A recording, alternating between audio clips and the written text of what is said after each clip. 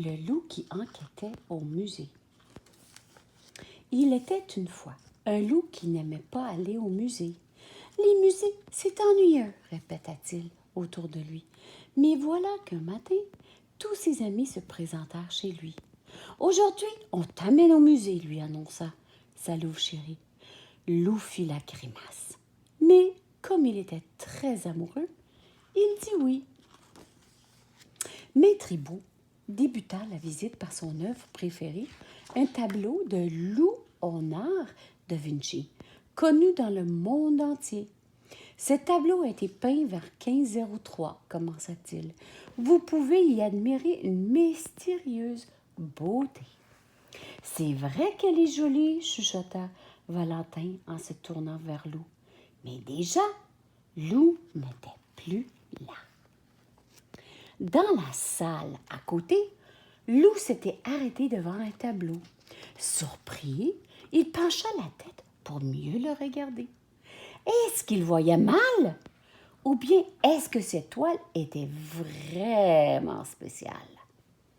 Un petit rat éclata de rire près de lui.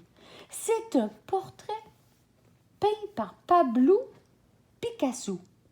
Allez, ne fais pas cette tête-là et suis-moi.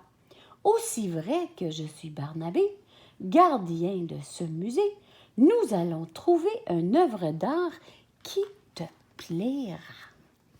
Joyeusement, Barnabé entraîna Loup dans la pièce suivante.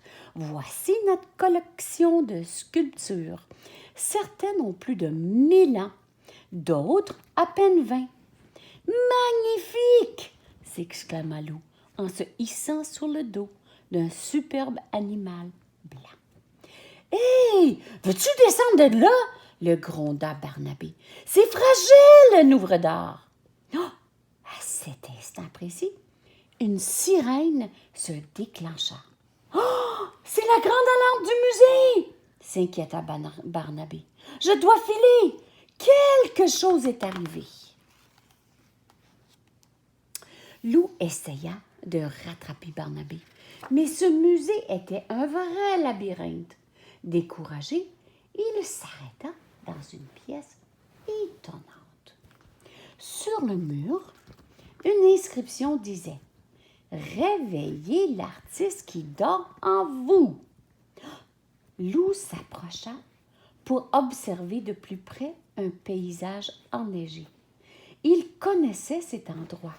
N'était-ce pas les montagnes de l'Himalaya? « Au voleur, entendit-il alors crier. Oh, c'était la voix de Barnabé. Guidé par les cris, Loup retrouva enfin le petit rat. Il était dans tous ses états.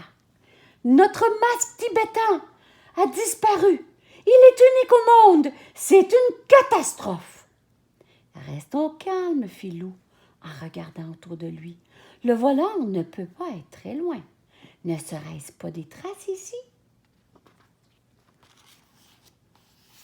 En suivant les empreintes, Loup et Barnabé pénétrèrent dans une immense galerie.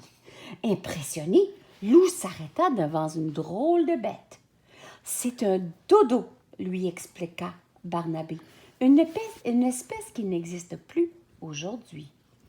Loup en resta baba. Décidément, les musées, c'était plus intéressant qu'il ne le pensait. À l'entrée de la salle suivante se dessinait une ombre inquiétante. Le voleur n'est certainement pas ici, bredouilla Loup en reculant. Ce n'est qu'un squelette de dinosaure, gros bêta, le rassura Barnabé. Allez, dépêche-toi, les traces continuent par là. Loup s'avança prudemment entre les dinosaures. C'est alors qu'il aperçut quelque chose sur le sol. C'était un petit nœud rose couvert de poils roses. Il fronça les sourcils. Ses soupçons se confirmaient. Pensif, Loup se hâta de rejoindre le petit gardien. Barnabé l'attendait près d'une hutte. Sur le sol, il y avait des bols de terre cuite et des outils préhistoriques. Grâce à ces objets, on sait comment vivaient nos ancêtres, expliqua Barnabé. Et je viens de m'apercevoir qu'il en manque un silex. Certainement celui que le voleur a utilisé pour casser la vitrine du masque. Bam! Entendait-il alors au fond de la pièce. Oh! Il y a quelqu'un là-bas! Les deux compères se lancèrent à la poursuite de l'ombre. À bout de souffle, Barnabé s'arrêta devant le sarcophage du pharaon Toutankhamon. Oh! Je ne comprends rien! C'est de ça les sans-issus! À croire que le voleur s'est volatilisé. Oh! Je ne crois pas, fit Lou, en tendant la patte vers le sarcophage. Oh non, se fâcha Barnabé. Je t'ai déjà expliqué qu'on ne touche pas aux œuvres d'art. Oh! Mais c'est ce qu'il avait à l'intérieur, lui coupa le sifflet. Oh! À l'intérieur du sarcophage, il y avait Demoiselle Yeti. Oh! Elle tenait dans ses bras le masque volé. Oh! Je me doutais que c'était toi, soupira Lou. Allez, Titi, sors de là. Demoiselle Yeti éclata en gros sanglots. Je suis vraiment maman, désolée. Oh, qu'était-elle? Mais ce masque ressemble tellement à mon papa. Je n'ai pas pu m'en empêcher. Allez, on ne pleure plus, fit le petit rat ému. Nous allons le remettre à sa place et personne n'en saura rien. Tandis que Lou rejoignait les autres, ses yeux furent attirés par une peinture. Oh, il aurait dit sa forêt, mais en beaucoup plus belle. Le cœur battant, il s'assit pour l'admirer. Oh, et voilà, se réjouit Barnabé derrière lui. Coup de foudre artistique. L'art émeut, transporte, fait voyager. Oh, je t'avais dit qu'on trouverait l'œuvre qui te plairait. Lou resta un long moment à contempler la toile, puis il rejoignait ses amis. Ils étaient toujours devant les peintures à écouter Monsieur Hibou.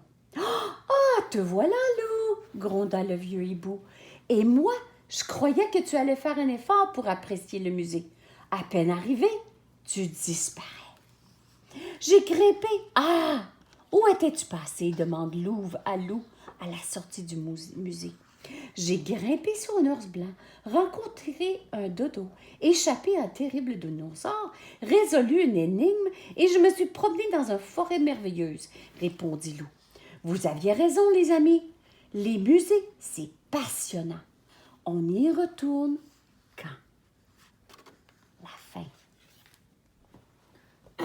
Et puis la vidéo est terminée.